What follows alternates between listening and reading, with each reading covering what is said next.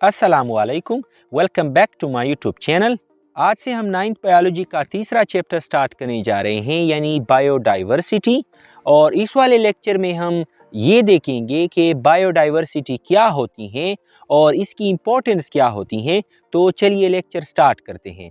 अच्छा, तो बायोडाइवर्सिटी की डेफिनीशन करने से पहले हम जल्दी से थोड़ा ये देख लेते हैं कि इस दुनिया पर कितने किस्म के लिविंग थिंग्स पाए जाते हैं और इनकी तादाद कितनी है। तो आपके बुक में लिखा हुआ है कि have you ever thought about the number and variety of living organisms in the world. यानी क्या आपने कभी ये सोचा है, ये गौर किया है कि इस दुनिया पर कितने किस्म के लिविंग थिंग्स पाए जाते हैं और इनकी तादाद कितनी है। तो ये सवाल शायद आपके ज़हन में पहले भी आया होगा, लेकिन क्या आपको मालूम है इनकी तादाद? क्या इन लिविंग थिंग्स की तादाद सैकड़ों में है, या क्या इन लिविंग थिंग्स की तादाद हज़ारों में है, या इवन लाखों में है?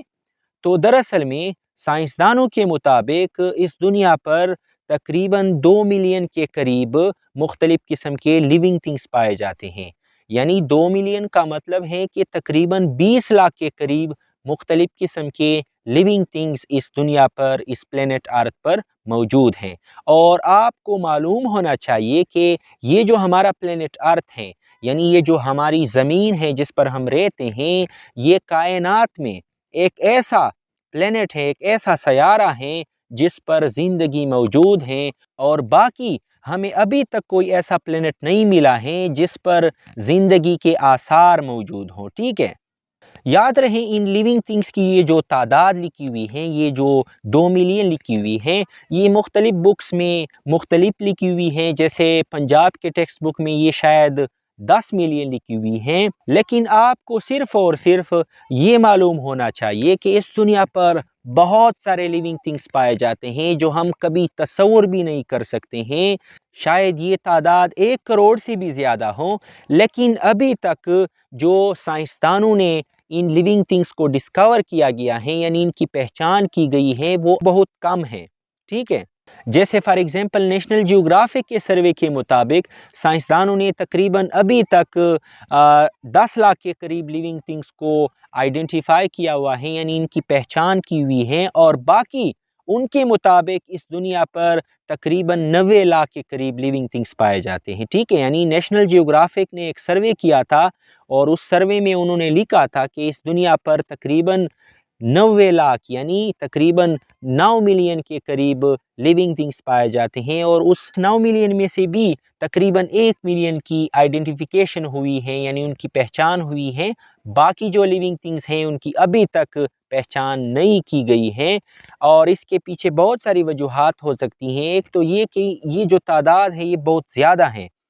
यानी इन सब लिविंग थिंग्स की पहचान करने में बहुत ही वक्त लगेगा। और एक ये भी वजह हो सकती है कि साइंसदानों की कमी है, साइंसदानों की कमी की वजह से इतना टाइम लग रहा है। लेकिन इंशाल्लाह एक दिन आ जाएगा कि इन सब लिविंग थिंग्स की पहचान कर दी जाएगी। ठीक है, लेकिन आपने सिर्फ़ और सिर्फ एग्ज़ाम के पॉइंट ऑफ व्यू से ये जो 2 मिलियन है इसको याद रखना है कि इस दुनिया पर 2 मिलियन के करीब मुख्तलिफ़ किस्म के लिविंग थिंग्स पाए जाते हैं। अच्छा, तो पाकिस्तान की अगर हम बात कर ले तो पाकिस्तान में तकरीबन 6000 के करीब मुख्तलिफ़ किस्म के प्लांट्स पाए जाते हैं, यानी मुख्तलिफ़ किस्म के पौधे पाकिस्तान में ही सिर्फ पाए जाते हैं। और तकरीबन 23,000 के करीब मुख्तलिफ़ किस्म के एनिमल्स पाए जाते हैं। तो आप इससे भी अंदाज़ा लगा लें कि अगर पाकिस्तान में इतने किस्म के मुख्तलिफ़ लिविंग थिंग्स पाए जाते हैं तो दूसरे कंट्रीज़ में, दूसरे ममालिक में कितने किस्म के लिविंग थिंग्स मौजूद होंगे। और हमारे जो बड़े बड़े समंदर हैं वहाँ पर इनकी तादाद कितनी होगी। ठीक है, अच्छा, ये बात आपको मालूम होनी चाहिए कि इन सब लिविंग थिंग्स में कुछ ऐसे करैक्टर्स मौजूद होते हैं, कुछ ऐसी खसूसियात होती हैं जो इन सब लिविंग थिंग्स में तकरीबन एक जैसी होती हैं। और अकॉर्डिंग टू साइंस ये जो सब लिविंग थिंग्स होते हैं ये एक ही जो इंसेस्टर हैं उससे इवाल्व हुए हैं, और जिसकी वजह से इन सब लिविंग थिंग्स में बहुत सारी जो खसूसियात होती हैं वो एक जैसी होती हैं। जैसे फॉर एग्जांपल इन सब लिविंग थिंग्स में सेल मौजूद होती हैं, इन सब में डीएनए आपको दिखाई देगा। लेकिन پھر بھی یہ جو سب لیونگ تھنگز ہوتے ہیں یہ سائز کی بنیاد پر، شیپ کی بنیاد پر، کلر، مارفالوجی، بیہیویئر اور ریپروڈکٹیو میتھڈز کی بنیاد پر مختلف ہوتے ہیں، یعنی ان سب میں آپ کو ڈیفرنسز دکھائی دیں گے، ٹھیک ہے۔ اچھا، اگر کسی ایکو سسٹم میں سے کوئی لیونگ تھنگ ختم ہو جائے، مکمل طور پر ختم ہو جائے یا اس کی تعداد کم ہو جائے تو اس ایکو سسٹم پر بہت ہی برا اثر پڑ سکتا ہے، بہت ہی نیگیٹو اثر پڑ سکتا ہے، اور اس کی وجہ یہ ہے کہ ہم نے پچھلے لیکچرز میں بھی پڑھا ہے کہ ایکو سسٹم کیا ہوتا ہے کہ لیونگ تھنگز جب نان لیونگ کے ساتھ، یعنی کسی انوائرمنٹ میں جب living things non living thing کے ساتھ انٹریکٹ کرتے ہیں، یعنی تعامل کرتے ہیں، تو ایک نظام بناتے ہیں، ایک سسٹم بناتے ہیں جس کو ہم ایکو سسٹم کہتے ہیں۔ تو ایک ایکو سسٹم میں ایک سپیشیز جو ہوتی ہیں، یعنی ایک لیونگ تھنگ جو ہوتا ہے وہ بہت ہی اہم رول پلے کرتا ہے اس انوائرمنٹ میں۔ ہر ایک سپیشیز کا ایک اہم رول ہوگا، اور وہ انوائرمنٹ مختلف ہو سکتے ہیں، سمندر بھی ہو سکتا ہے، ڈیزرٹ یعنی صحرا بھی ہو سکتی ہیں، جنگل بھی ہو سکتا ہے۔ تو ہر ایک انوائرمنٹ میں جو سپیشیز ہوتی ہیں اس کا ایک اہم رول ہوتا ہے، اور اگر اس انوائرمنٹ میں سے وہ سپیشیز مکمل طور پر ختم ہو جائے یا اس کی تعداد کم ہو جائے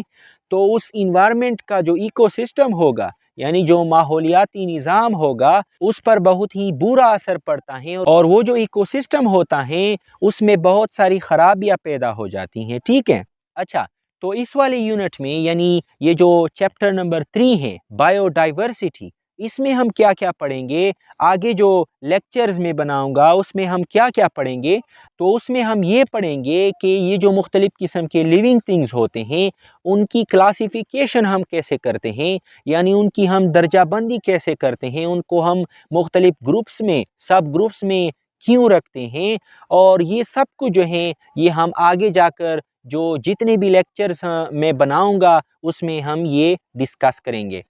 اور اس کے ساتھ ساتھ ہم یہ بھی دیکھیں گے کہ ان سب لیونگ تھنگس پر انسانوں کے کیا اثرات پڑتے ہیں، یعنی ہیومن ایکٹیویٹیز کی وجہ سے ان سب لیونگ تھنگس پر کیا اثرات پڑتے ہیں، ٹھیک ہے۔ یہ سب کچھ جو ہیں یہ ہم اس چیپٹر میں پڑھیں گے، یعنی بائیو ڈائیورسٹی۔ تو آئی ہوپ کہ یہاں تک آپ کو سمجھ آ گیا ہوگا۔ اب ہم دیکھ لیتے ہیں کہ بائیو ڈائیورسٹی کا کیا مطلب ہے، یعنی بائیو ڈائیورسٹی کی ہم ڈیفینیشن دیکھ لیتے ہیں۔ اچھا، تو یہ جو لفظ بائیو ڈائیورسٹی ہیں یا یہ جو ٹرم بائیو ڈائیورسٹی ہیں، یہ دراصل میں دو گریک ورڈز یعنی دو یونانی الفاظ سے نکلا ہے۔ ایک ہے بائیو جس کے معنی ہے لائف، اور دوسرا ہے ڈائیورسٹی جس کے معنی ہے variety with in a species and among species, یعنی ڈائیورسٹی کا مطلب ہے کہ مختلف قسم کے اسپیشیز، یعنی بائیو ڈائیورسٹی کی ہم ایسی ڈیفینیشن کر سکتے ہیں کہ بائیو ڈائیورسٹی میں be defined as the variety of organisms present in different ecosystems، یعنی بائیو ڈائیورسٹی کو ہم ایسے ڈیفائن کر سکتے ہیں کہ کسی ایکو سسٹم میں مختلف قسم کے جاندار، یعنی بائیو ڈائیورسٹی کا مطلب ہے کہ ایک ایکو سسٹم میں مختلف قسم کی جو جاندار رہتے ہیں اس کو ہم بائیو ڈائیورسٹی کہتے ہیں، یا اس کی ہم ایسے بھی تعریف کر سکتے ہیں کہ the existence of many kinds of plants and animals in an environment is called biodiversity،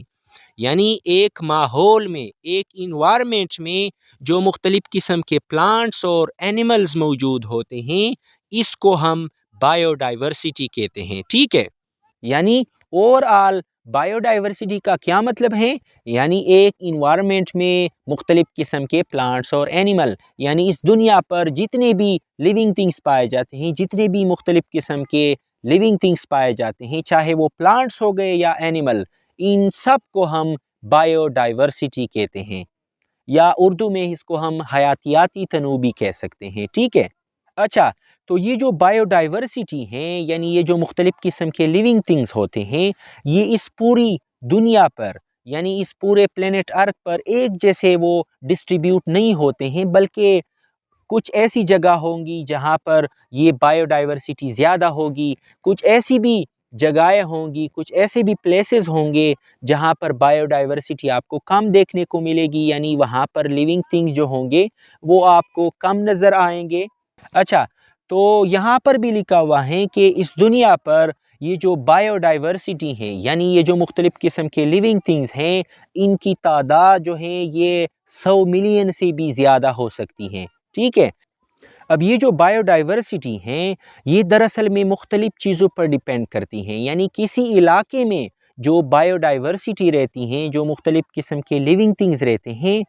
وہاں پر اس علاقے میں جیسا کلائمیٹ ہوگا اس قسم کی آپ کو وہاں پر بایو ڈائیورسٹی دیکھنے کو ملے گی۔ جس طرح کا ماحول ہوگا آپ کو وہاں پر اس قسم کی بایو ڈائیورسٹی دیکھنے کو ملے گی، یعنی مختلف علاقے جو ہوتے ہیں آپ کو وہاں پر مختلف قسم کے لیونگ تھنگز نظر آئیں گے، اور اس کی وجہ یہ ہے کہ کچھ لیونگ تھنگز جو ہوتے ہیں وہ گرمیوں میں رہنا پسند کرتے ہیں، اور اس کی جو مارفالوجی ہوگی، اس کی جو شکل و صورت ہوگی وہ اسی حساب سے ہوگی۔ کچھ اینیملز جو ہوتے ہیں یا کچھ پلانٹس جو ہوتے ہیں وہ سرد علاقوں میں رہتے ہیں، تو ان کی جو مارفالوجی ہوگی، ان کی جو شکل و صورت ہوگی وہ اس حساب سے ہوگی، یعنی فرض کرے اگر وہ سرد علاقوں میں رہتے ہیں جیسے پولر ریجن جو ہوتے ہیں، یعنی نارتھ اور ساؤتھ پول کے جو ریجنز ہوتے ہیں وہاں پر جو لیونگ تھنگز رہتے ہیں ان کی جو سکین ہوگی وہ موٹی ہوگی، کیونکہ وہاں پر سردی ہوگی، ان کے سکین پر بہت بڑے بڑے بال آپ کو دکھائی دیں گے۔ یعنی اس کا مطلب ہوا کہ کلائمیٹ جو ہوتی ہے، یعنی آب و ہوا جو ہوتی ہیں، الٹیچیوڈ جو ہوتی ہیں یعنی اونچائی جو ہوتی ہیں، سوئل کی کمپوزیشن جو ہوتی ہیں، یہ سب کچھ جو ہیں یہ ڈیسائیڈ کرتے ہیں کہ اس علاقے میں کس قسم کی بایو ڈائیورسٹی ہوگی، یعنی کس قسم کے وہاں پر لیونگ تھنگز موجود ہوں گے۔ اچھا، تو یہاں تک ہم نے کیا کیا پڑھا؟ یعنی ایک تو ہم نے یہ پڑھا کہ اس دنیا پر جو لیونگ تھنگز ہوتے ہیں ان کی تعداد تقریباً لاکھوں میں ہے، یعنی ملینز میں ان کی تعداد ہے۔ اور ایک ہم نے یہ پڑھا کہ بایو ڈائیورسٹی کیا ہوتی ہے، یعنی اس دنیا پر یہ جو مختلف قسم کے لیونگ تھنگز ہوتے ہیں اسی کو ہم بایو ڈائیورسٹی کہتے ہیں۔ تو اب ہم یہ دیکھ لیتے ہیں کہ اس بایو ڈائیورسٹی کی امپورٹنس کیا ہوتی ہے، یعنی ان مختلف لیونگ تھنگز کے کیا کیا فائدے ہیں جو ہمیں ملتے ہیں، جو دوسرے لیونگ تھنگز کو ملتے ہیں۔ تو یہ سب کچھ جو ہیں یہ اب ہم دیکھ لیتے ہیں، یعنی importance of the bio diversity. تو بایو ڈائیورسٹی سے یعنی ان مختلف پلانٹس اور اینیمل سے ہم بہت سارے فائدے حاصل کر سکتے ہیں، اور ایک فائدہ جو آپ کے بک میں مینشن ہوا ہے وہ ہیں فوڈ فار ہیومن بینگز، یعنی انسانوں کے لیے خوراک، یعنی بایو ڈائیورسٹی سے ہم خوراک حاصل کر سکتے ہیں، اور خوراک جو ہوتی ہیں وہ ایک لیونگ تھنگ کا بیسک نیڈ ہوتا ہے، یعنی بنیادی ضرورت ہوتی ہے، اور خوراک کے بغیر ایک لیونگ تھنگ جو ہوتا ہے وہ زندہ نہیں رہ سکتا ہے۔ تو ان سب لیونگ تھنگ سے ہم خوراک حاصل کر سکتے ہیں، مختلف قسم کے پلانٹ سے، مختلف قسم کے اینیمل سے ہم خوراک حاصل کر سکتے ہیں، جیسے سبزیاں ہو گئی، گوشت ہو گیا، یہ سب کچھ جو ہوتے ہیں یہ ہم بایو ڈائیورسٹی یعنی ان مختلف لیونگ تھنگ سے حاصل کرتے ہیں۔ دوسرا جو فائدہ ہے، دوسرا جو امپورٹنس ہے بایو ڈائیورسٹی کا وہ ہے پروڈکشن آف ڈرگز، یعنی مختلف قسم کی دوائیاں بنانے کے لیے بھی ہم بایو ڈائیورسٹی کی مدد لیتے ہیں۔ مختلف قسم کے پلانٹس ہوتے ہیں جن سے ہم کیا بناتے ہیں، ڈرگز بناتے ہیں، جیسے اینٹی بایوٹک ہو گئے، کیونین ہم نے پڑھا ہے کہ ایک ایسا میڈیسن ہوتا ہے جو ملیریا کا علاج کرنے میں لوگ استعمال کرتے تھے پچھلے صدیوں میں۔ تو یہ سب کچھ جو دوائیاں ہوتی ہیں جیسے اسٹریپٹومائسین ہو گیا، نیومائسین ہو گیا، ایریتھرومائسین ہو گیا، کیفین، مارفین، یہ جو درد کی دوائیاں ہوتی ہیں یہ تقریباً سب جو ہوتی ہیں یہ ہم پلانٹس اور کچھ اینیمل جو ہوتے ہیں ان سے ہم یہ سب جو ڈرگز ہوتی ہیں، یہ سب جو دوائیاں ہوتی ہیں ان سے ہم حاصل کرتے ہیں۔ تو بایو ڈائیورسٹی کا یہ بھی ایک فائدہ ہے۔ تو تیسرا فائدہ ہے انڈسٹریز کا، یعنی بائیو ڈائیورسٹی سے ہم مختلف قسم کی چیزیں بنا سکتے ہیں۔ فیکٹریوں میں جو چیزیں ہم استعمال کرتے ہیں جیسے یہ فائبر، یہ جو پلاسٹک وغیرہ، یہ سب کچھ جو ہے ربر، یہ ڈائز وغیرہ، یہ آئل جو ہیں، مختلف قسم کے تیل جو ہیں، یہ ہم بائیو ڈائیورسٹی یعنی مختلف قسم کے پلانٹس اور اینیمل سے حاصل کرتے ہیں۔ تو بائیو ڈائیورسٹی کا انڈسٹریز میں بھی بہت بڑا رول ہے۔ اچھا، یہ جو relationship with ecosystem ہے، یہ سب سے بڑا میں سمجھتا ہوں کہ یہ بہت ہی بڑا جو فائدہ ہے، امپورٹنس ہے بائیو ڈائیورسٹی کا، کیونکہ جو ایکو سسٹم ہوتا ہے، جو ماحولیاتی نظام ہوتا ہے، اس میں ہر ایک سپیشیز جو ہوتی ہیں وہ اہم رول پلے کرتی ہیں۔ تو بائیو ڈائیورسٹی کا ایکو سسٹم میں بھی بہت بڑا رول ہوتا ہے۔ یہ سب کچھ جو لیونگ تھنگز ہوتے ہیں یہ آپس میں ریلیٹڈ ہیں۔ فوڈ چین جو ہوتا ہے، یہ سب کچھ جو ہوتی ہیں یہ لیونگ تھنگز کی بدولت ہوتی ہیں، اور اگر اس انوائرمنٹ میں سے کوئی لیونگ تھنگ ختم ہو جائے یا اس کی تعداد کم ہو جائے تو اس انوائرمنٹ کا جو ایکو سسٹم ہوگا اس پر بہت ہی بڑا اثر پڑے گا، نیگیٹیو افیکٹ پڑے گا۔ تو یہ سب کچھ جو ہوتے ہیں یہ بائیو ڈائیورسٹی کے امپورٹنس ہیں۔ اس کے علاوہ بھی بہت سارے اور بھی فائدے ہیں جو ہم بائیو ڈائیورسٹی سے حاصل کر سکتے ہیں، لیکن جو آپ کے بک میں لکھے ہوئے ہیں ان کو آپ تیار کر لیں ایگزام کے پوائنٹ آف ویو سے۔ تو اس لیکچر کو ہم یہاں پر ختم کرتے ہیں، اور نیکسٹ لیکچر میں ہم یہ دیکھیں گے کہ ان سب لیونگ تھنگس کی ہم کیسے کلاسیفیکیشن کرتے ہیں، یعنی ان کی ہم کیسے درجہ بندی کرتے ہیں۔ تو مجھے امید ہے کہ آپ کو یہ لیکچر سمجھ میں آ گیا ہوگا۔ اگر آپ لوگوں کو پھر بھی کسی پوائنٹ میں کنفیوژن ہے تو آپ لوگ کمنٹ کر سکتے ہیں، میں انشاءاللہ اس کا جواب دینے کی کوشش کروں گا۔ تو چلیے نیکسٹ لیکچر میں ملتے ہیں۔